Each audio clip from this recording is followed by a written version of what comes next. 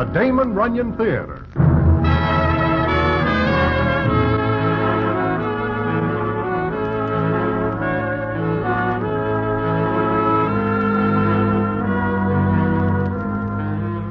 Once again, the Damon Runyon Theater brings you another story by the master storyteller, Damon Runyon.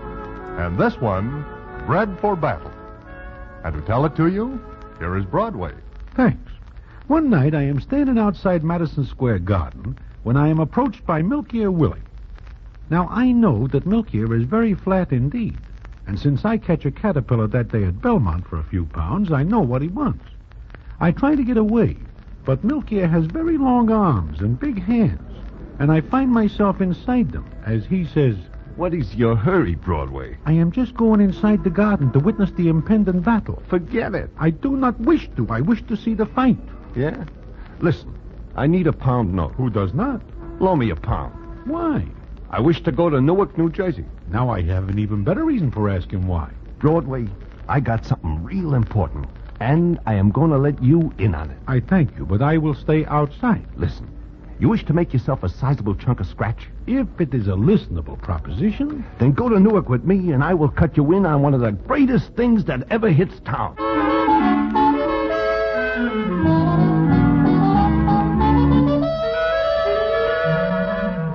Well, the upshot is that I let Milk Ear Willie talk me into going to Newark with him. And he has got to go in a cab, which I pay for.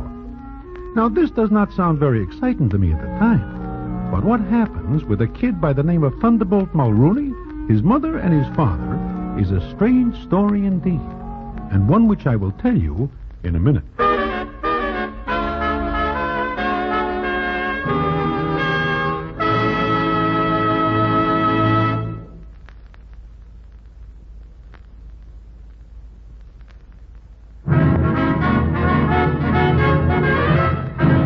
And now, back to the Damon Runyon Theater and the famous story, Bred for Battle.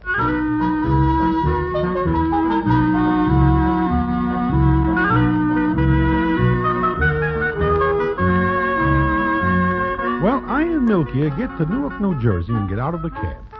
Milk Ear is looking for an address, and as we walk along, he says as follows. "I got an idea to get me the greatest heavyweight that ever puts on a glove." "Oh, yeah? You are going to raise him yourself?"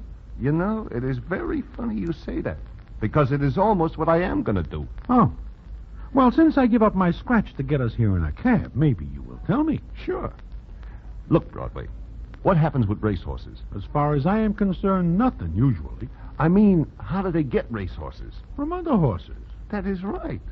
They make sure the horse has got a good bloodline. They make sure he comes from a long line of racehorses, right? "Some of the ones I put my toe on seem to come from a long line of dust mops." That's because there is a flaw in the bloodline someplace. Now, Hey, this is the place I'm looking for. "Yeah? How do you know?" I got the number on this piece of paper. My, how smart can you get? It is nothing. I think of it easy. Come on, let us go in, and I will show you something that will make you a million.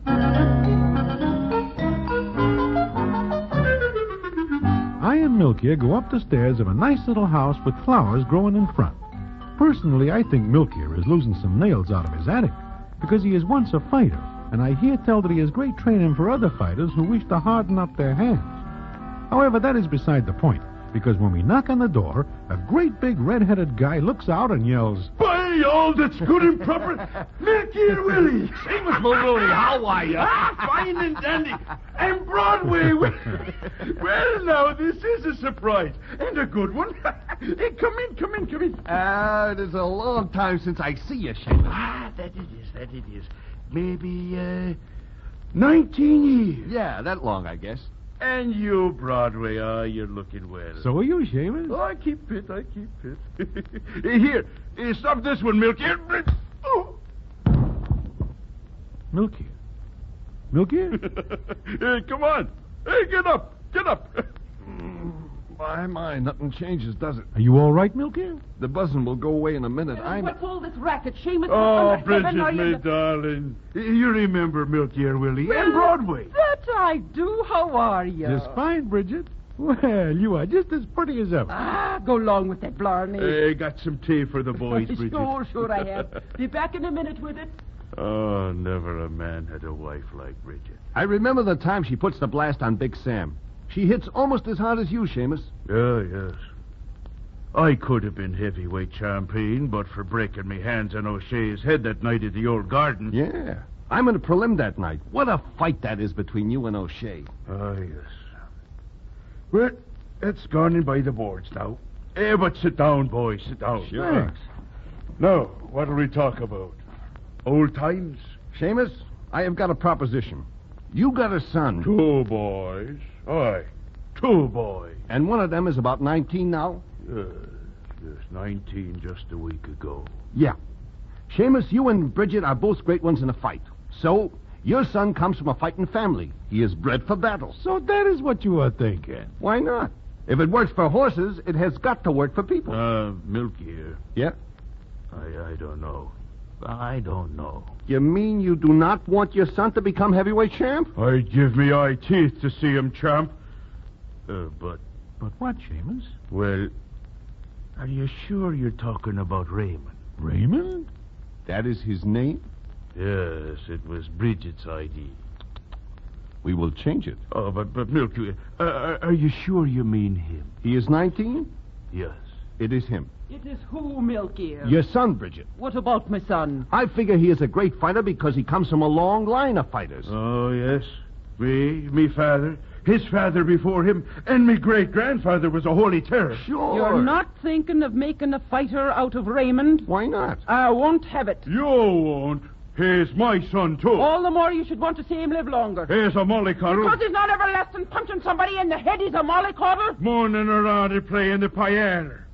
What kind of life is that for a Hold Mulrooney? your tongue, Seamus Mulrooney. I'll not hold me tongue. By all that's good and proper, I've held it long enough where Raymond's concerned. He's a fine, sensitive boy. Mollycoddle. Seamus. Hello. Is anything wrong?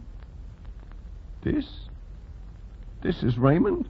Yes, this is Raymond. Raymond, darling. I'm sorry I'm late, Mom, but, well, there was a concert. I went to hear it. Concert. There you are, Broadway. Bill kid, there's me son Raymond. What's the matter, Dad? Nothing. There's nothing wrong, darling. He's 19, and she calls him darling.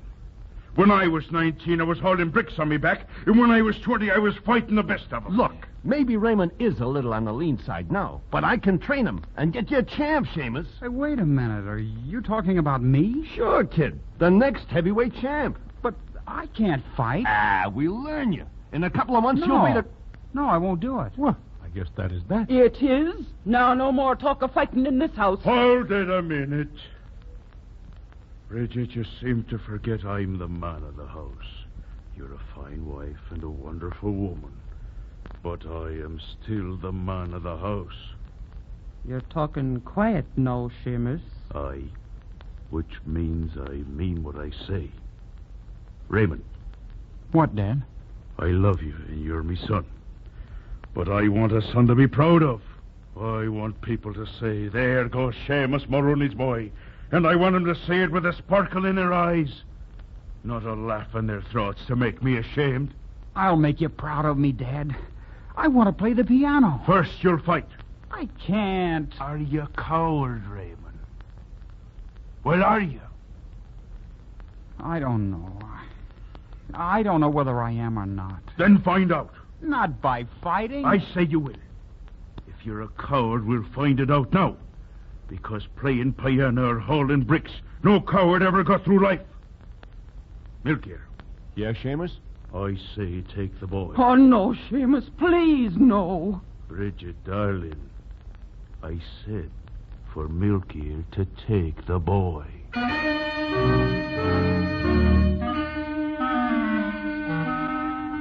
So Milky takes Raymond and starts to train him, and he changes his name to Thunderbolt. Well, I am forced to admit that in a couple of months the kid is looking pretty good and is fast on his feet.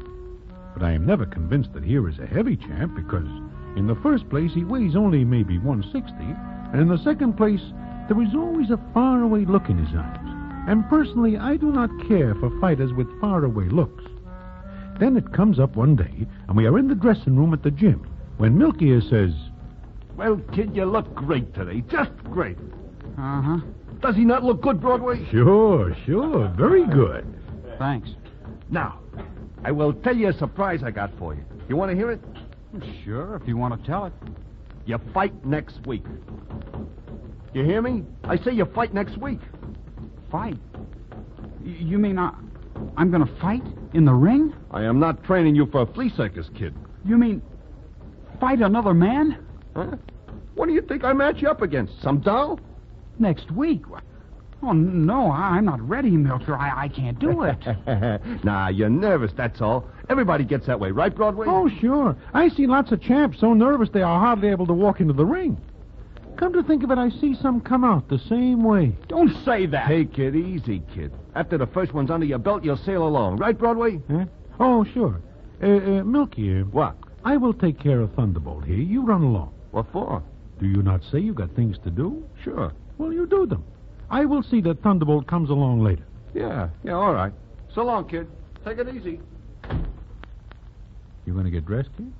Yeah, sure. Broadway. Huh? Next week. He said next week, didn't he? He says next week, yeah. Why? I don't want to. Oh, maybe you will feel different later. No, I won't. It wasn't so close while I was training.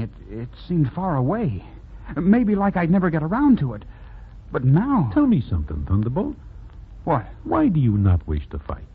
Because it's senseless and stupid. A lot of good guys are in the ring. Because they like it. Maybe you will.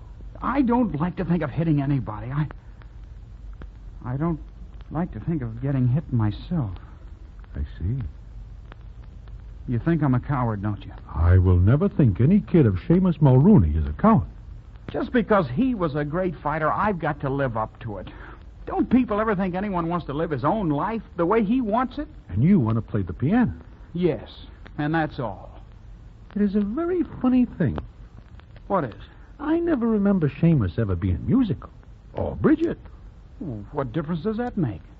None, I guess. Maybe no difference at all. But it just seems funny. That is all.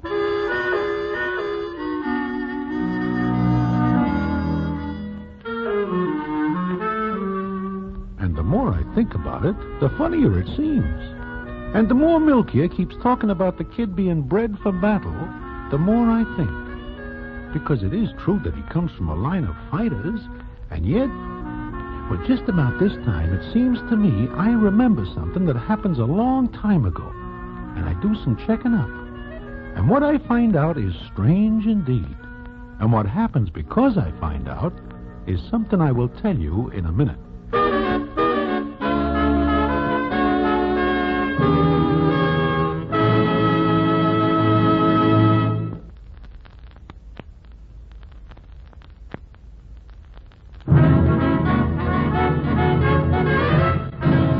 And now back to the Damon Runyon Theater and the famous story, Bred for Battle.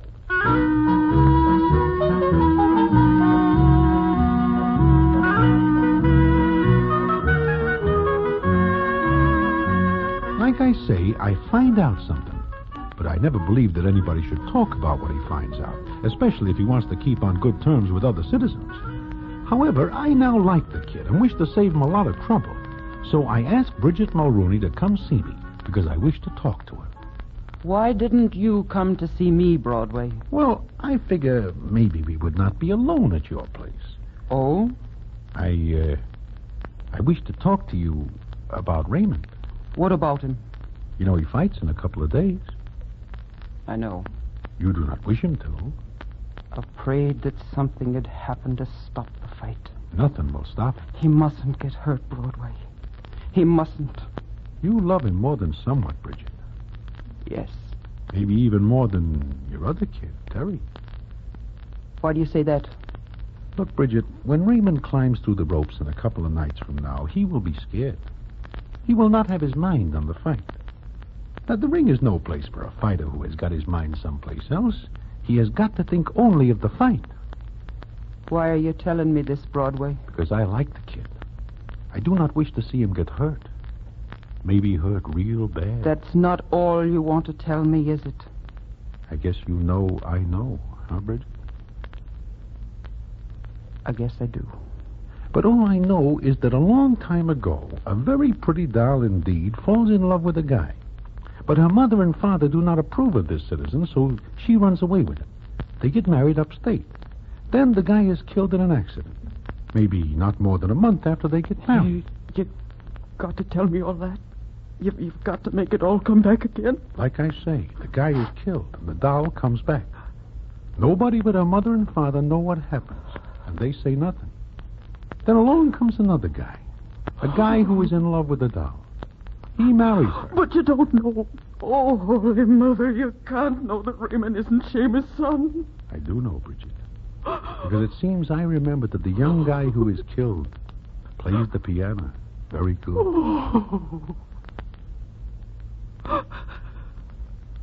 And what'll you do, Broadway?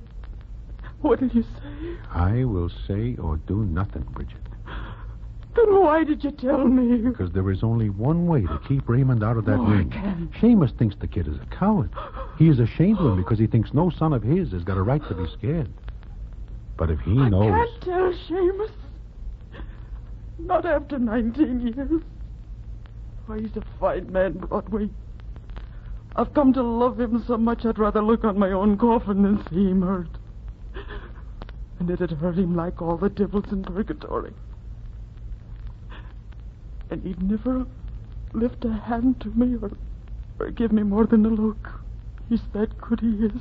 Then you are going to let Raymond go into the ring? Oh, what else can I do? Mother, oh, Mother, what else can I do? So that is how we leave it. Then it comes up the afternoon of the fight.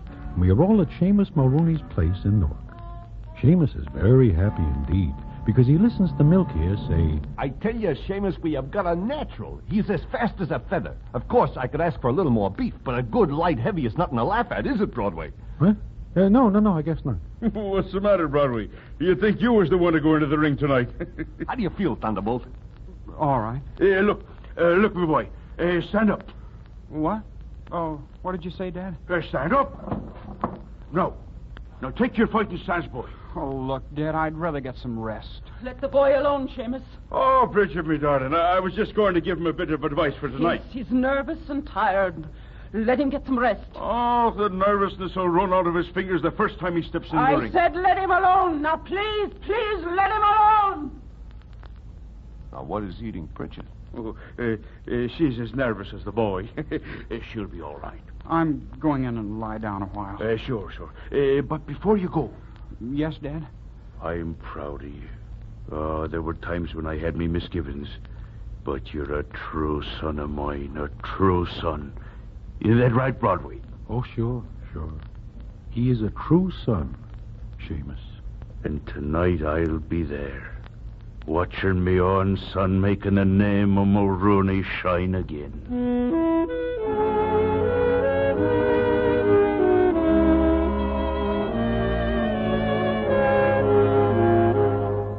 Well, when I hear Seamus say that, I almost tell him what I know. But I change my mind, hoping that something will happen. It comes up that night the kid is carded third on the bill, which is a good spot for any new boy. It seems that everybody remembers Seamus and will do anything for his son. Of course, this does not extend to the kid's opponent, who is as rough as they come. And it does Raymond no good at all when he hears the first bout ends in a knockout, and he gets a good look at the boy who is carried down the corridor. Then it is in the dressing room. Now remember, Thunderbolt, this guy has got a good left and likes to cross his right after a jab. So watch for it. And when he crosses, bring up your right. Got it? Yeah, I know. Take it easy, kid. It is only a fight. Sure, only a fight. What's going on out there now? Oh, just another fight, son. Now look, boy, keep your mind on the fight. You have got to think of the fight, kid. You have got to. Sure. But my hands... Tape too tight? No, but is there enough on them? Will they get hurt? Oh, boy, every fighter hurts his hands. But don't think of that. I want more tape on them. Milker, I want more tape. I can't. You got enough. Okay, Mulrooney, get ready. Hey, you. Yeah? What happens in the second bout? KO. Gardner got took apart. Don't think he'll get them back together again either. Come on, Mulrooney. No, I'm not going out there. I'm not going out there to get hurt to satisfy those... I'm not going out, do you hear me? I'm not going to fight. Easy, kid. The minute you crawl through the ropes, you'll be okay. I'm not going through the ropes.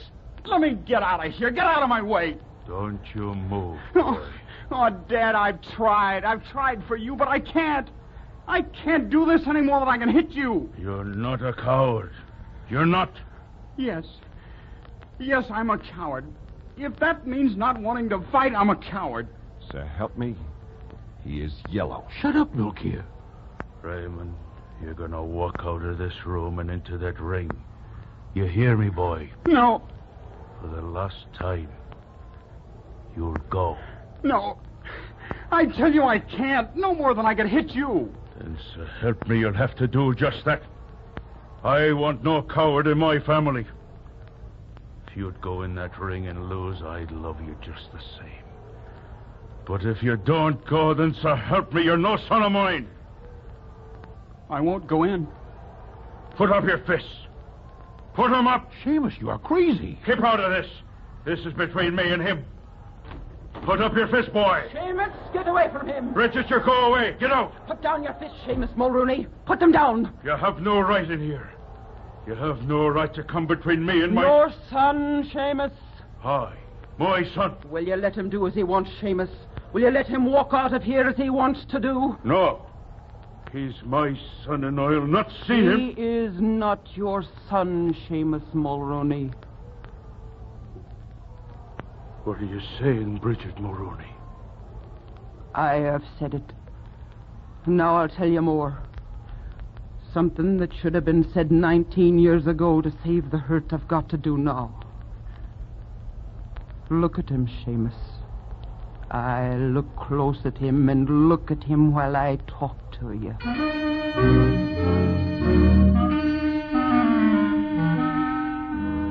And Bridget tells all she has to tell. We listen to her. Raymond's face is getting all white, and he keeps looking down at his hands. Seamus Mulrooney's jaws stick out a foot, and his mouth works, and the muscles at the sides of his face go in and out. Then Bridget finishes, and Seamus just looks at her and says, And you waited until now to tell me. Until now. And may the saints forgive me, Seamus. Aye. May they indeed. The boy mustn't fight. Aye, he mustn't fight. He mustn't fight. Where you going, Seamus? Going? Home, Bridget. I'm going home. Oh, Seamus. Seamus. I guess we better cancel about. Yeah, I guess so. Sure. You go along and do it, Milky. I will wait upstairs. Mom. Oh, Mom. What, lad? Why didn't you tell me? Because I'm the one that's the coward. If you'd told me, I would have fought to keep from hurting him. Sure you would. But you are not a fighter, Raymond. Hey, Mulrooney, shake it up. Shake it up. This ain't no charity bout. Hey, you wait a minute. Yeah? Look, you tell I'll him. be up in a minute. Okay. Raymond. Look, kid, your mother just goes through something real bad to get you out of this. I know. And Dad did, too. What are you thinking? He doesn't want a coward in the family. I'm going to see that there isn't one. It's all I can do. Oh, son, no, don't. Broadway, come with me, will you? Once and for all, you are no fighter. You never are and you never will be. No. Anything can happen in that ring, especially now. Are you coming along with me, or do I go it alone? I guess you do not go it alone. Wait here, Mom. Please wait here. Come on, Broadway.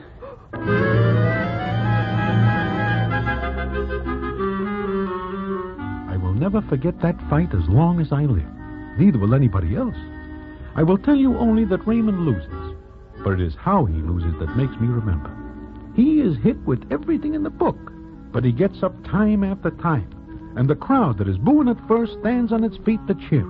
The referee tries to stop the bout a couple of times, but Raymond shoves him away with a look in his eyes that makes the referee think better of stopping him. Even the guy he is fighting cannot understand, and now and then backs away just to look at the kid who never gives up. Then the fight is over, and it is in the dressing room later. Oh, Ray. Why? Why did you do it, son? Why? I'm all right, Mom. My hands are all right. Oh, saints be praised. And Broadway, I'm not a coward, am I? Oh, no. I didn't disgrace his name, did I? Tell me! There is nobody in the world who will say that after tonight. And what we know is just between ourselves. Just between ourselves. That's good. And I'm not a coward. I was never more proud of me name than tonight. Shame. We think you go home.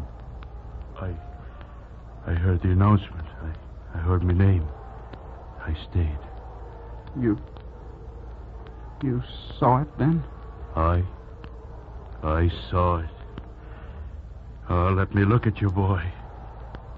Seamus. It's all right, Bridget, me darling. Now, Raymond, Yes, Dad? I guess it's time we were getting you home, son.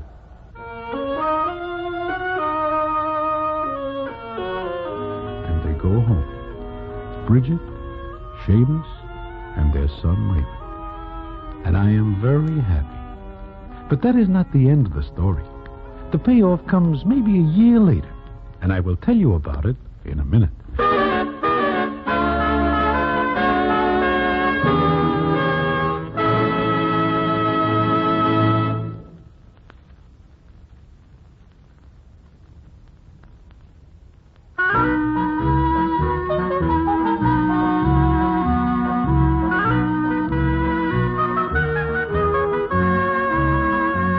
Well, like I say, it is maybe a year later that I am sitting in Mindy's when in comes Milky Ear Willie.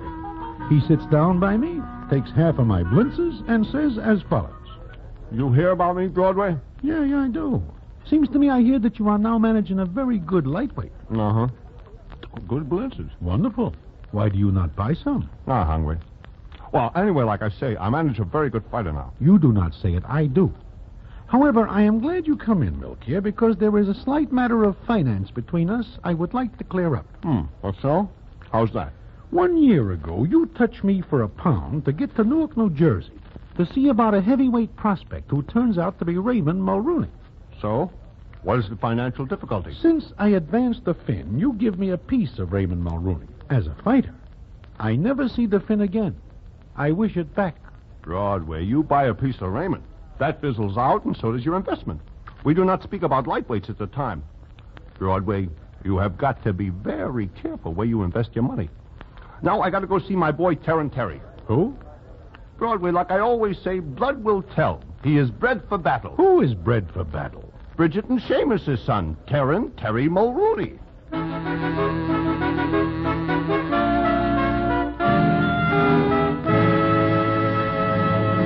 And so ends the famous Damon Runyon story, Bred for Battle. Listen in again next week for the Damon Runyon Theater.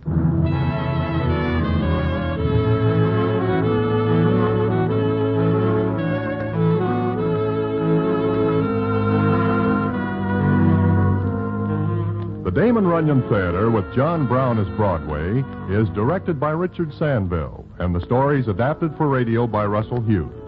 Vern Karstensen is in charge of production. This is a Mayfair production.